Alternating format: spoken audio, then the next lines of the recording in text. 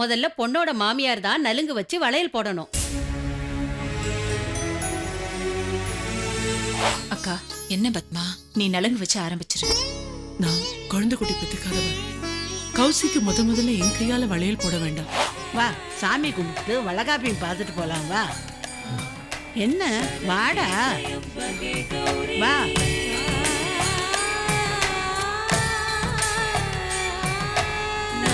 வாடாங்கிற.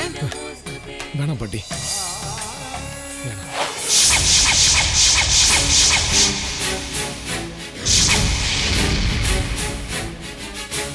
சஞ்சய் போறான் பாரு. என்னது? என்ன என்னாச்சு உனக்கு? பைத்தியமா உனக்கு? செத்தவன் எப்படி திரும்ப வருவான்? என் பேரன் உருவத்துல நீ தெரிஞ்சதுனால உன்னை நான் காப்பாத்தி வாரி எடுத்துட்டு வந்து இங்க குணப்படுத்தினேன். ஆனா உன் உடம்ப மட்டும்தான் குணப்படுத்த முடிஞ்சது. உன் ஞாபக சக்தின்னு வரலையப்பா. என்னை இந்த நிலைமைக்கு ஆளாக்கணும்ல, நான் சும்மா விட மாட்டேன்.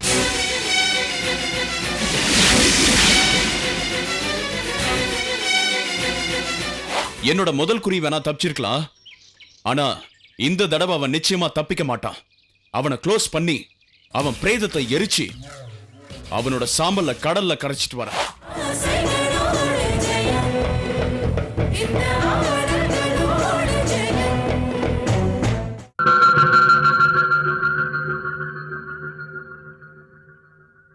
அப்பா, என்னம்மா? கௌஷியக்கா விஷயத்த சொல்லுங்க. ஆமாப்பா. என்னடி கௌசிக்கு என்ன? அக்காவுக்கு நீ பயப்படுற மாதிரி ஒன்னும் இல்லக்கா. அக்காவுக்கு பெருமாள் கோவில் சன்னதியில நாளைக்கு கார்த்தால வளகாப்பு நடத்துறதா முடிவு பண்ணிருக்காரப்பா. அப்படியா? ரொம்ப சந்தோஷம். சம்மதிமா, இந்த நிலைமையில இதை உங்ககிட்ட எப்படி சொல்றது? இதை நீங்க எப்படி எடுத்துப்பேலோன்னு சொல்ல முடியாம சங்கடப்பட்டுக்கிட்டு இருந்தேன். இதுல சங்கடப்பட என்ன இருக்கு சொல்லுங்க. கௌசி யாரு? அவளும் எங்காத்து பொண்ணு மாதிரிதான். நியாயமா நானே முன்னால நின்னு இந்த வளகாப்ப நடத்தி இருக்கணும்.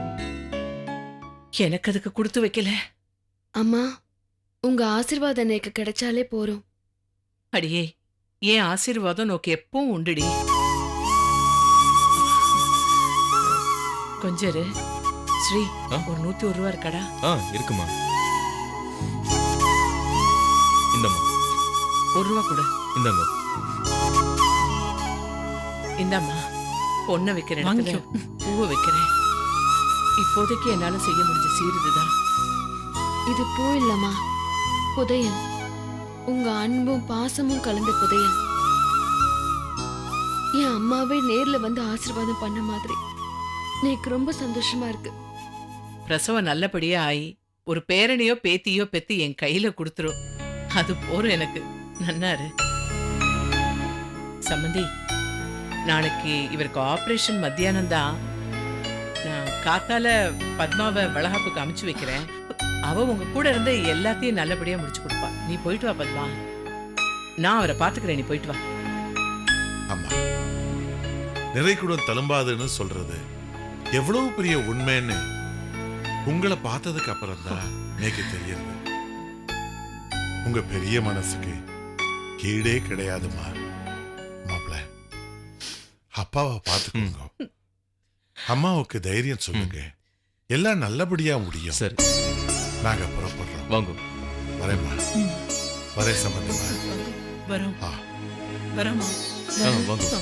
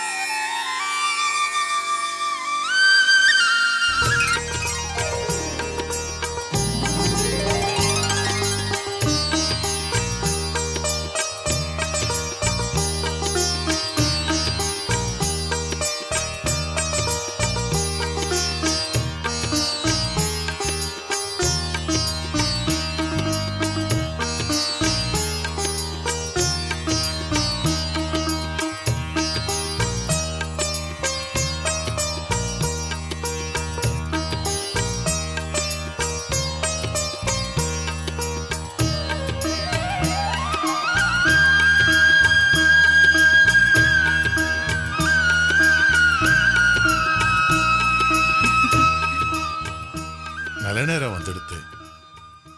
ஆரம்பிக்கலாமா? பேஷா. முதல்ல பொண்ணோட மாமியார் தான் நலுங்கு வச்சு வளையல் போடணும்.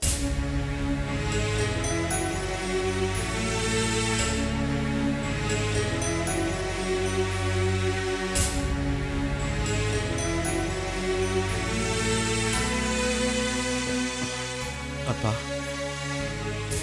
இவ்வளோ பிடிவாதமா அம்மா இருப்பாங்கன்னு நான் எதிர்பார்க்கல. எல்லாத்துக்கும் காரணம் எங்க மன்னி தான். சரி சுரேஷ், நடக்க வேண்டியது பார்ப்போம்.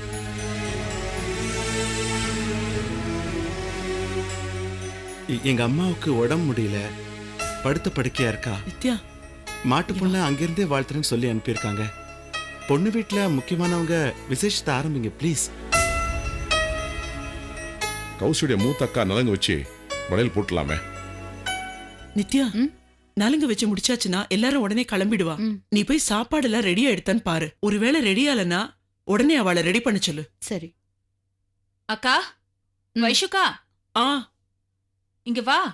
நீ போய் பாத்துருவல்ல. நான் பாத்துக்கோ. பாத்துக்கோ. நீங்க ஆ, இந்த வந்துட்டேன் பத்மா.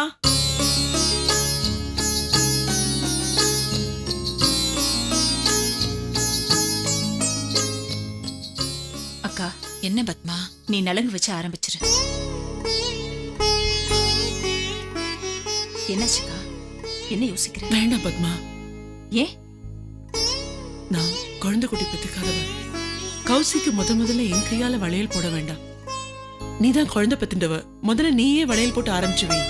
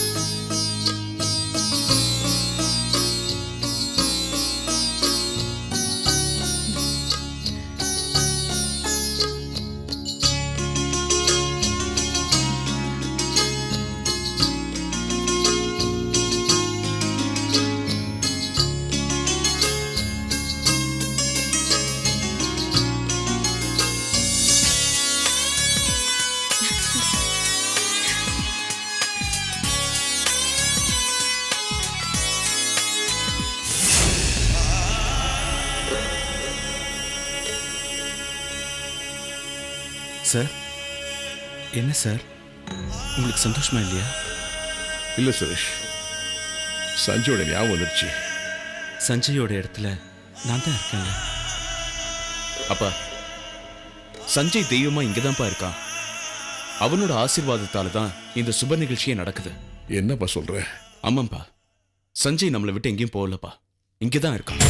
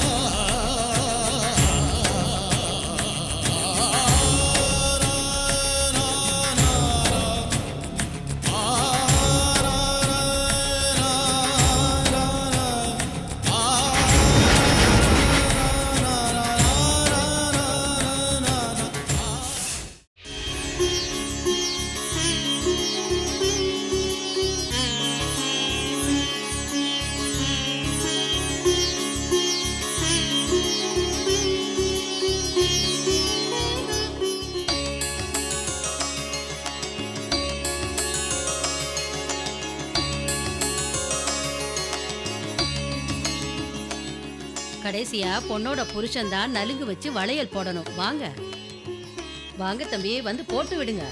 போட்டு விடுப்பா. வாங்க மாப்பிள்ள, குழந்தை நல்லபடியா பிறக்கணும்னு வேண்டிட்டு வளையல போடுங்க.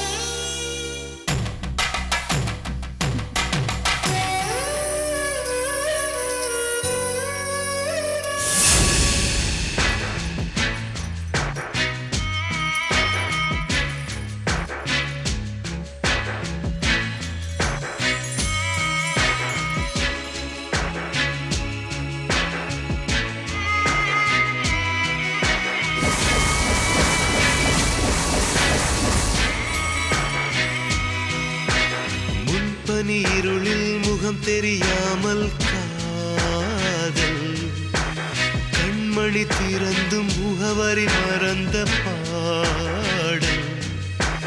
முன்பனி இருளில் முகம் தெரியாமல் காதல் கண்மணி திறந்தும் முகவரி மறந்த பாடல்.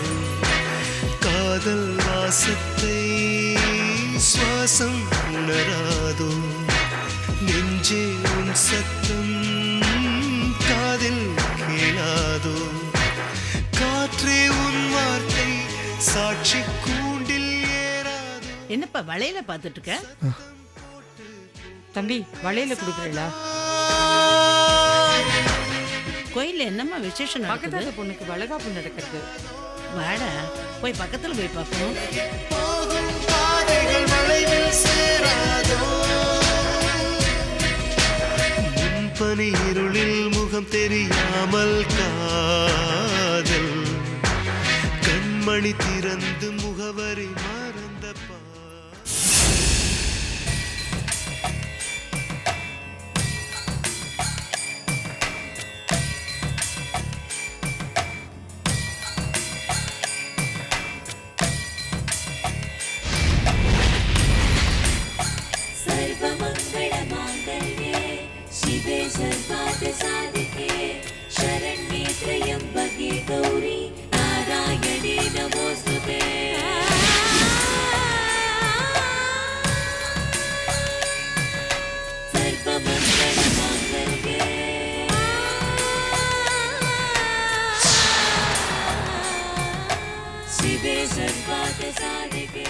என்னடா யோசிக்கிற?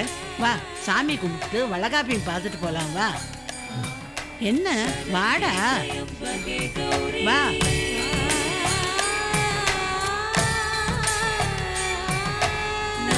வாடாங்கிற. வேணாம் பாட்டி, வேணாம்.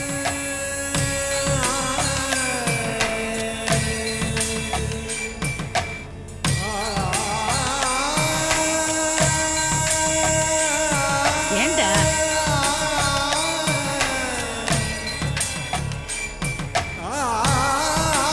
ஏன்?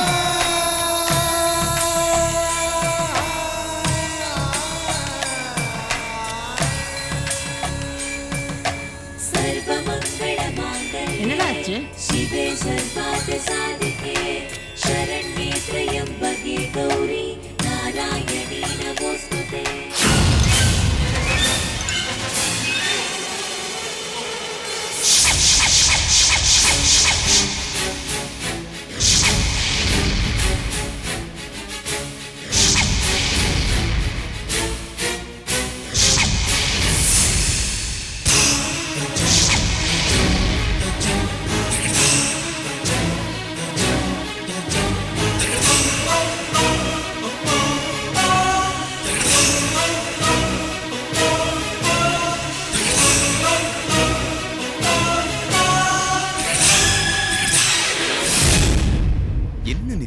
என்ன ஆச்சு? அங்க பாரு, என்ன என்ன பார்க்கணும்? என்ன பார்க்க சொல்ற? சஞ்சய் போறான் பாரு. என்னது? என்ன என்னாச்சு உனக்கு? பைத்தியமா உனக்கு? செத்தவன் எப்படி திரும்ப வருவான்? நான் தான் அந்த ராஜரத்னத்துக்கிட்ட அவன் தெய்வமா இங்கதான் இருக்கான்னு சும்மா ஒரு பொய்ய சொன்னேன். நீ என்னடானா இப்படி சொல்ற?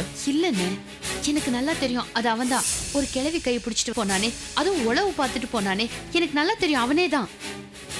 சரி, எதுக்கு சந்தேகம்? நீ அவ யாருன்னு போய் பார்த்துட்டு வந்துரு. அப்புறம் நான் வந்தனா பெருசு என்ன தேடும். சரி, சீக்கிரம் நான் போ. பாத்துக்கிறேன், நீ போ.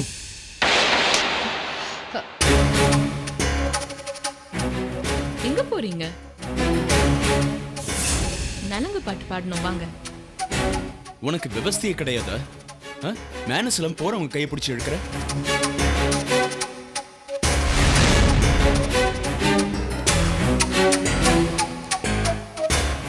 சாரி சீதா, கௌசிக்கு ஒரு பிரசன்டேஷன் வாங்கி கார்ல வச்சிருந்தேன். அதை எடுத்துட்டு வர சொல்லி தான் நித்யாவை அனுப்பிச்சேன். அந்த நேரம் பார்த்து நீ அவ கையை பிடிச்சி எடுத்துட்டியா? அதான் கொஞ்சம் டென்ஷன் ஆயிட்டேன். Sorry Sita, please, sorry.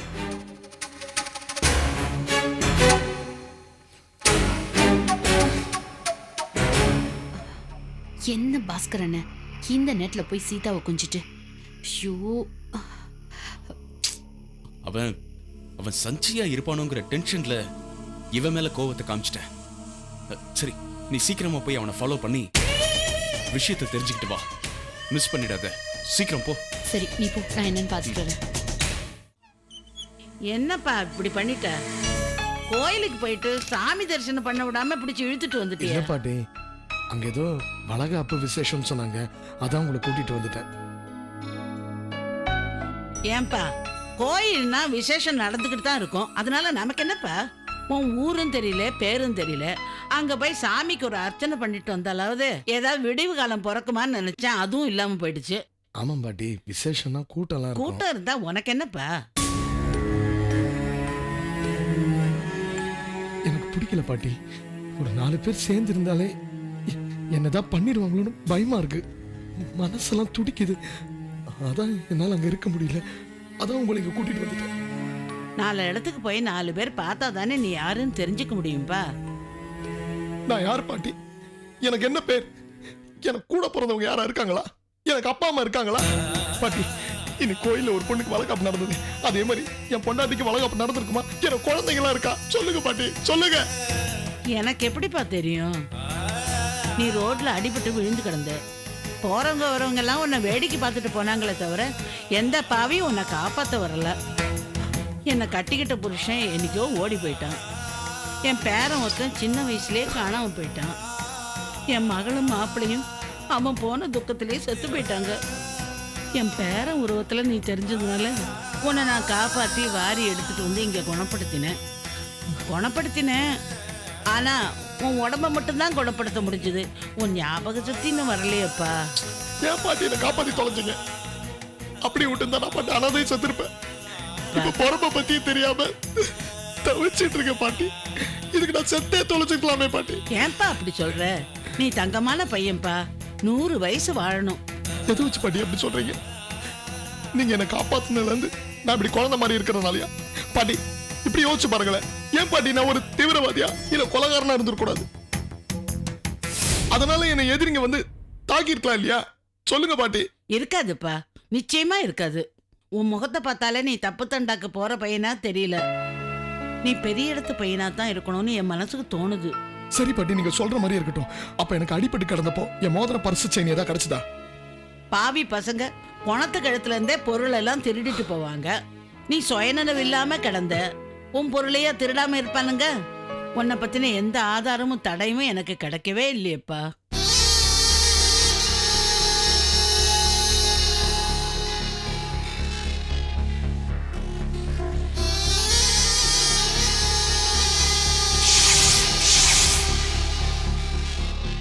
பாட்டி,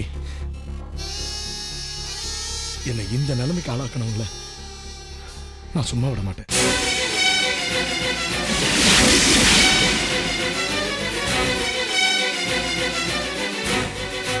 நான் இந்த உலகத்தை விட்டு போயிட்டேன்னு அவங்க நினைச்சிருக்கலாம், சந்தோஷப்படலாம். ஆனா அந்த சந்தோஷம் நிலைக்காது. அவங்கள பழிக்கு பழி வாங்காம நான் சத்தியமா விட மாட்டேன். தேவையில்லாம எதுவும் கற்பனை பண்ணிக்காதப்பா. நீயா கூட ஏதாவது வண்டியில அடிபட்டு அங்க விழுந்திருக்கலாம். வீணா கோவப்படாத, வா சாப்பிடலாம். என்னை பொறுத்த வரைக்கும் நான் யாரும் தெரியுற வரைக்கும் நான் ஒரு நடப்பணம் தான். கடைசி வரைக்கும் இப்படியே தெரியாம போயிடுமா? ஒண்ணுமே புரியலையே. வாப்பா சாப்பிடலாம்.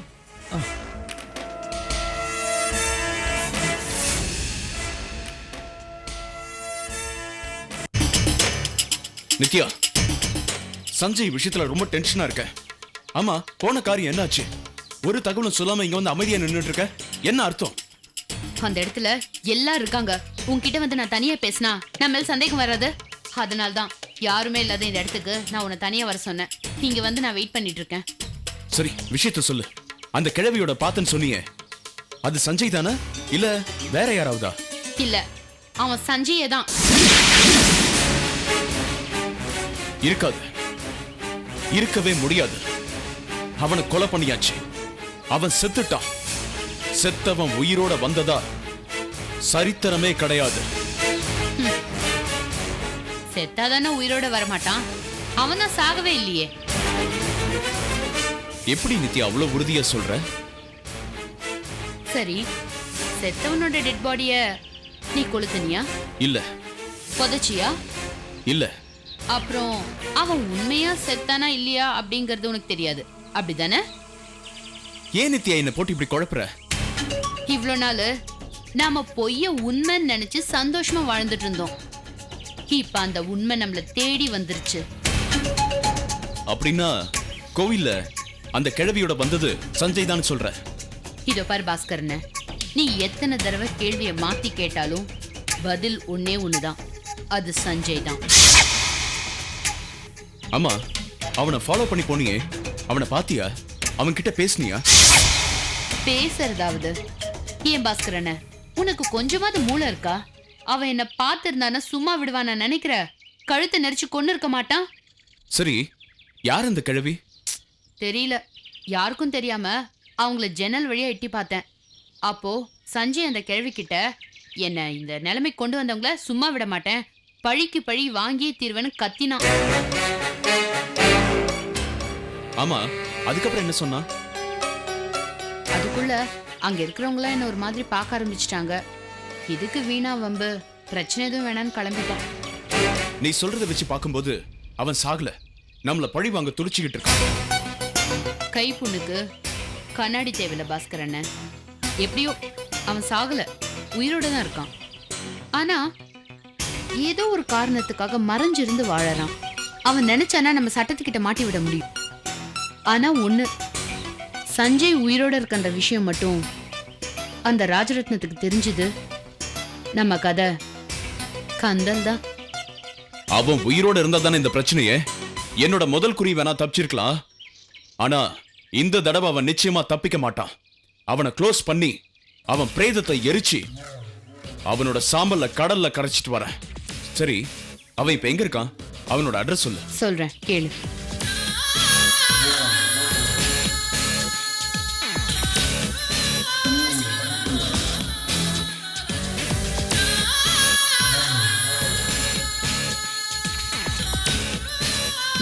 புரிஞ்சுதா? நீ போ நித்யா, அவனை முடிச்சிட்டு வர.